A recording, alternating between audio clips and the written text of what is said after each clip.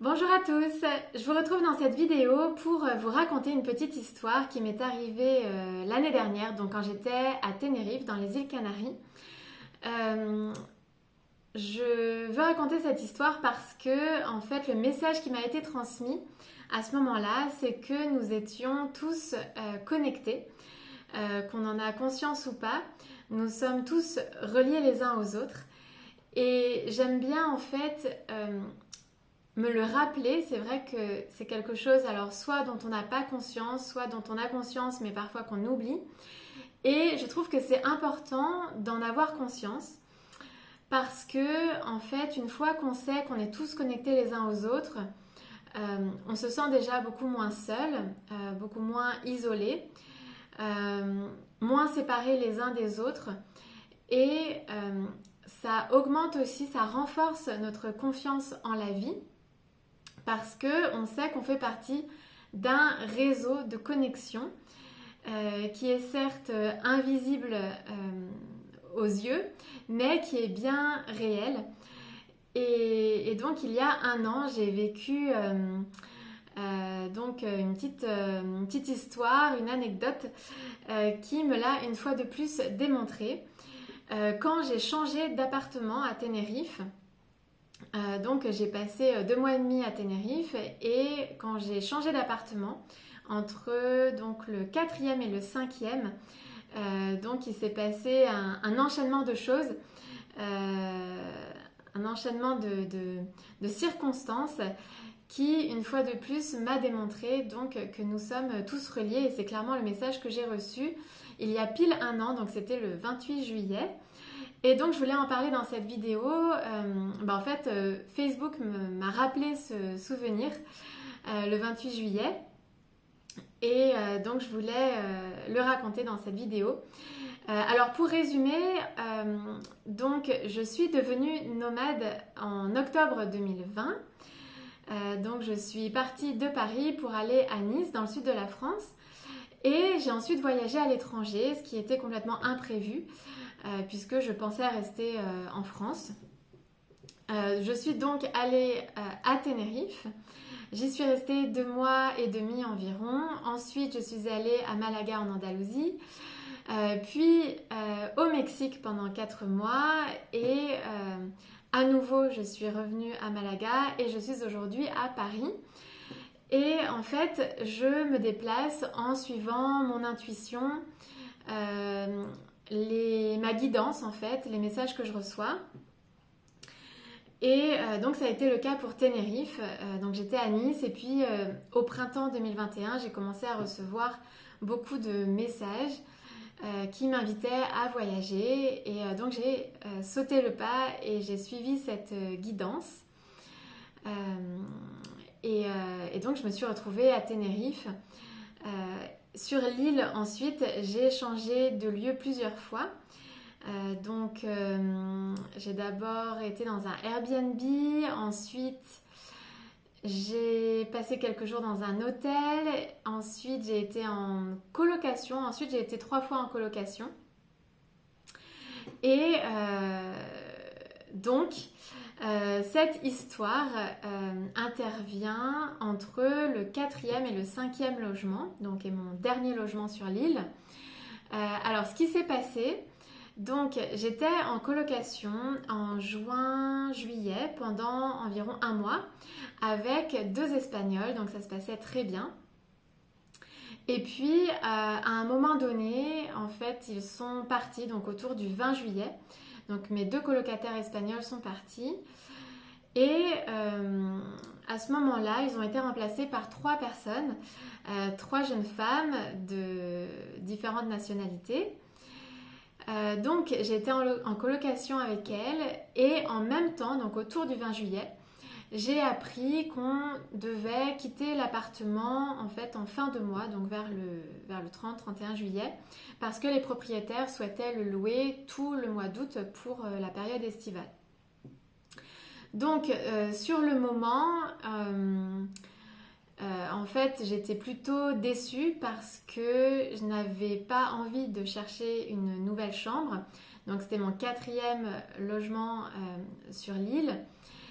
Et je prévoyais de rester dans ce logement, de rester tranquille et puis voilà, d'avancer sur mes projets, etc. Mais la vie en a voulu autrement, donc j'ai su, donc 10 jours avant la fin du mois, que j'allais devoir rechercher un nouveau logement. Et un message important aussi, c'est le regard qu'on porte sur les choses. Parce qu'à ce moment-là, en fait, j'ai eu plutôt, j'étais un peu déçue et j'ai eu un regard plutôt négatif sur cette nouvelle. Parce que donc je n'avais pas envie de rechercher encore un nouveau logement. Et puis en fait, comme de toute façon je n'avais pas le choix, en fait j'ai décidé de changer de regard parce que c'est vraiment quelque chose qu'on peut décider. J'ai décidé de changer de regard et de le voir de façon positive, de me dire que très certainement, grâce à ce changement, j'allais faire de nouvelles rencontres, découvrir de nouveaux lieux et que finalement, ce changement était bénéfique pour moi. Donc, j'ai changé d'énergie en fait en changeant de regard.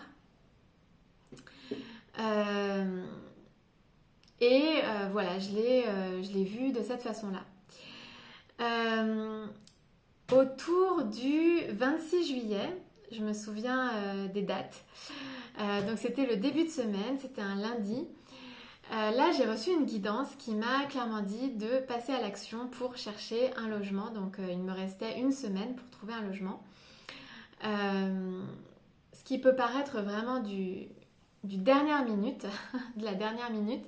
Mais je commençais à m'habituer depuis que j'étais partie de France. Et globalement, depuis que j'étais partie de Paris, je commençais à m'habituer à vivre beaucoup plus le moment présent. Et en fait, c'est quelque chose que j'ai intégré au fur et à mesure. Vivre pleinement le moment présent en sachant que souvent les solutions finalement se présentent au bon moment. Et souvent dans le moment présent, sans trop planifier. Donc, ce lundi, j'ai reçu une guidance qui m'a donc clairement dit de passer à l'action pour trouver des logements. Donc, j'ai publié des messages sur les réseaux sociaux, donc sur Facebook notamment, sur des groupes dédiés à l'île de Tenerife, dédiés au sud de l'île, là où j'étais. Et puis sur WhatsApp aussi, il y a beaucoup de groupes pour différentes choses, donc pour trouver un logement, pour rencontrer du monde, pour faire des activités, pour plein de choses. Donc j'ai publié des messages, j'en ai aussi parlé autour de moi, aux gens que je connaissais. Donc pendant toute cette journée, le lundi, j'ai fait des actions pour trouver un logement. Le mardi, j'ai été contactée par une personne pour donc un logement en colocation. En fait, c'est une personne qui louait des chambres sur Airbnb. Voilà, mais en gros, c'était une coloc. Donc, j'ai pu visiter le logement le mardi soir, je me souviens. Il était très bien situé. Près de la plage, près de la station de bus, là où tous les bus partent en fait dans différentes directions sur l'île, donc très pratique. Et puis en plus c'était une zone que j'aimais particulièrement.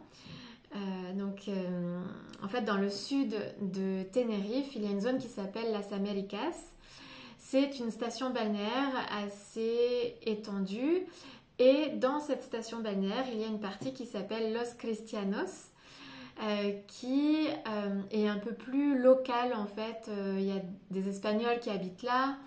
En fait, on trouve plus d'Espagnols que... il y a un mélange entre les Espagnols et les touristes. Alors que là où j'étais avant, c'était très très touristique. Il n'y avait quasiment que des hôtels. Et donc, ça me plaisait bien d'habiter dans cette zone qui donc était plus typique. Qui avait un petit peu ces ambiances de village avec les gens qui habitaient là en fait, des Espagnols. Donc l'appartement très bien situé et puis en lui-même il me convenait aussi. très sympa, assez grand et comment dire, il correspondait aussi à mon budget. Donc, je pensais prendre quelques jours pour réfléchir et puis éventuellement emménager en fin de semaine. Et le soir même, en fait, donc les filles qui cohabitaient avec moi, les trois jeunes femmes, m'ont annoncé qu'elles avaient attrapé le Covid. Alors en fait, c'était une colocation qui devenait un peu difficile parce qu'on avait un rythme de vie complètement différent aussi. Elle sortait beaucoup le soir, elle vivait la nuit et moi, je dormais la nuit. Donc, en fait, la colocation était devenue un peu difficile et donc là, ce soir-là, elles m'ont annoncé qu'elles avaient attrapé le Covid. Donc, vu la situation, en fait, j'ai demandé le soir même si je pouvais emménager le lendemain, donc le mercredi, au lieu du week-end. Donc la personne a accepté. Donc la personne qui m'a proposé la colocation était argentin. Donc c'était aussi super parce que je pouvais parler espagnol et continuer à pratiquer la langue. Donc il a accepté. Simplement, il m'a dit qu'il pouvait m'accueillir le soir, donc mercredi soir. Parce qu'il travaillait toute la journée. Donc génial, donc en fait le mercredi matin, je suis partie. Donc tout s'est enchaîné de manière très fluide et en fait on voit qu'il y a vraiment un timing parce que j'ai reçu cette guidance qui m'a donc invitée à passer à l'action.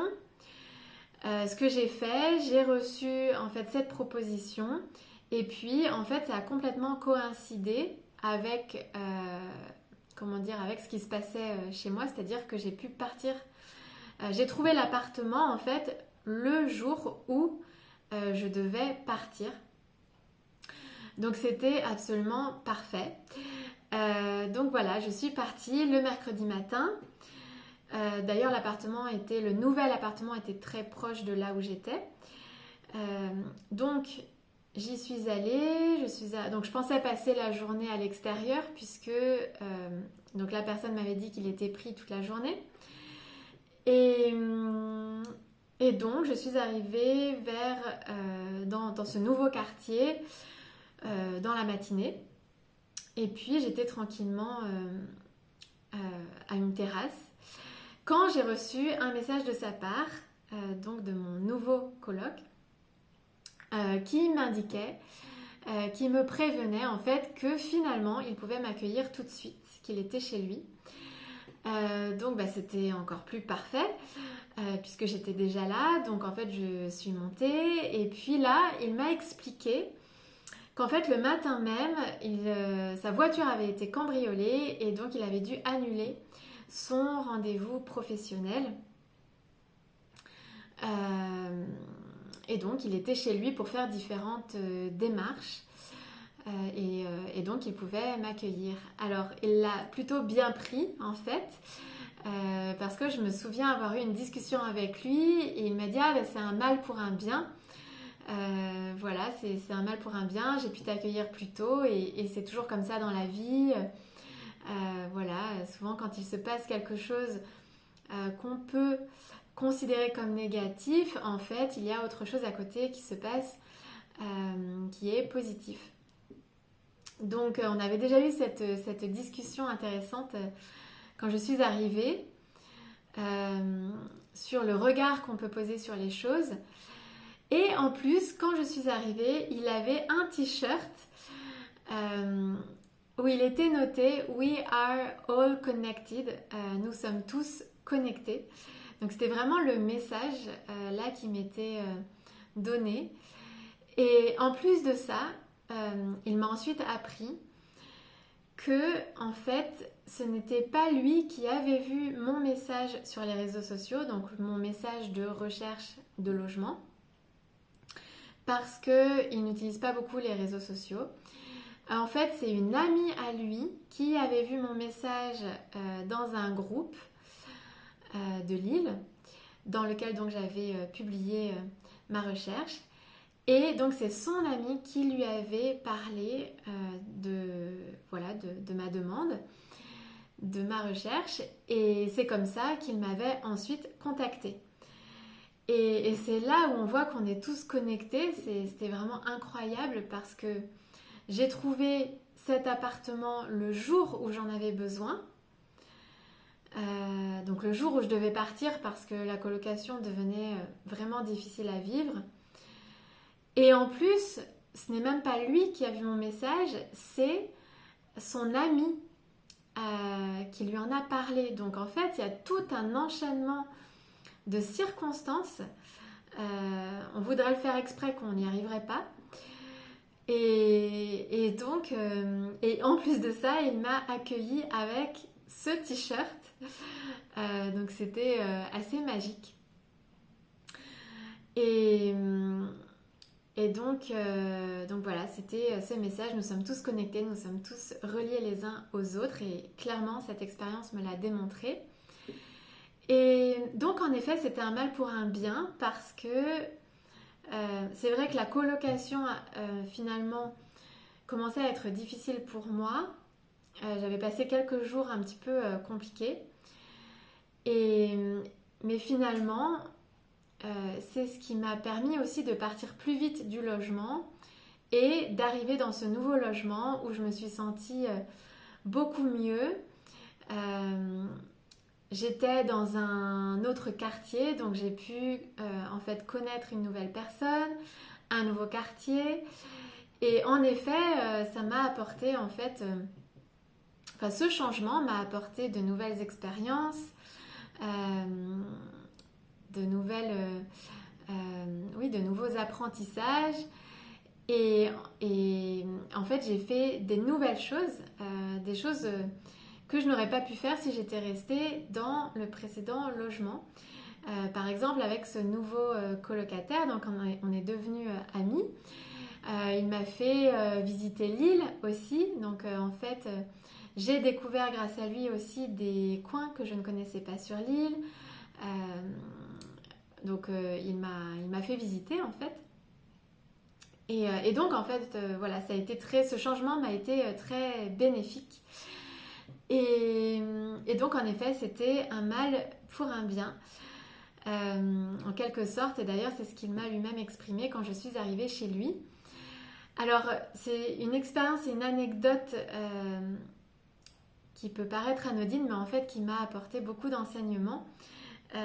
J'ai noté aussi d'autres choses. Alors j'ai écrit un article aussi que je vais publier sur mon blog avec les différents enseignements au travers de cette expérience.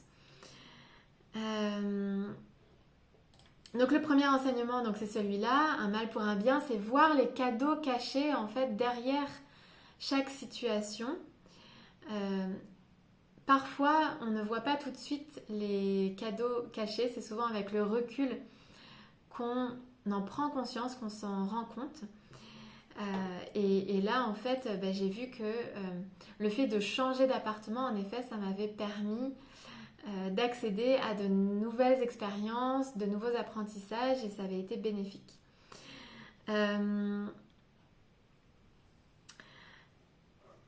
Le deuxième enseignement que j'ai noté, c'est être dans l'action. Donc j'ai été clairement guidée pour, à un moment donné, passer à l'action pour trouver ce nouvel appartement. Et à partir du moment où on passe à l'action et qu'on est dans une dynamique positive, à ce moment-là, en fait, apparaissent les solutions, les opportunités. Parce que, encore une fois, comme on est tous connectés, on fait tous partie de ce réseau invisible, mais bien réel. Et c'est une forme de réseau, je le vois comme un réseau d'entraide, en fait. On est tous, chacun, finalement, un maillon. On est tous des maillons de cette chaîne. Et en étant dans l'action, on crée du mouvement. Et en créant finalement ce mouvement, on crée aussi les opportunités et les connexions et les contacts en fait entre les gens. Donc des solutions existent et apparaissent si on est dans l'action. Et toujours garder ça en tête parce que parfois on peut se trouver un peu bloqué ou on peut voir les choses un peu négativement. Souvent le mental va peut-être nous bloquer, nous freiner ou nous dire que ça serait impossible, etc. Alors qu'en fait, parce que le mental n'a pas conscience de toutes ces connexions invisibles parce qu'en fait c'est lié au spirituel. Et le plan mental, c'est justement le plan mental, c'est pas le plan spirituel. Et le mental n'a pas conscience de toutes ces connexions. Donc c'est aussi faire confiance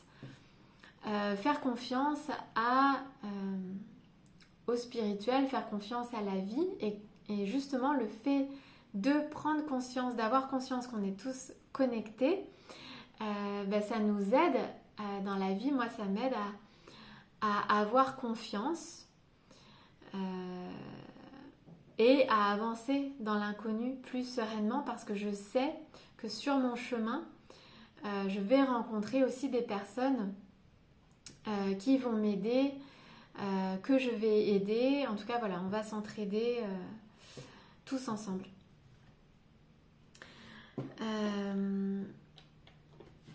Et donc, c'était le troisième enseignement, c'était celui-là, c'est donc on est tous connectés en dépit des apparences et donc faire confiance aux rencontres, au timing divin.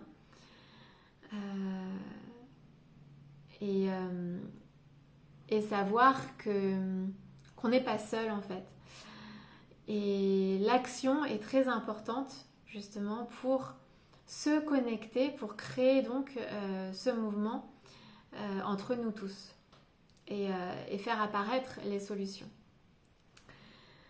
Voilà, je pense que c'est à peu près tout. J'espère avoir résumé cette histoire et les enseignements donc, qui en ont découlé. Moi, ça m'a beaucoup apporté. Ça m'a une fois de plus confirmé qu'on est tous connectés. Et en plus, le message était clair parce que la personne m'a en plus accueilli avec ce message, avec ce t-shirt. Donc, c'était assez drôle. Voilà ce que je voulais vous transmettre dans cette vidéo.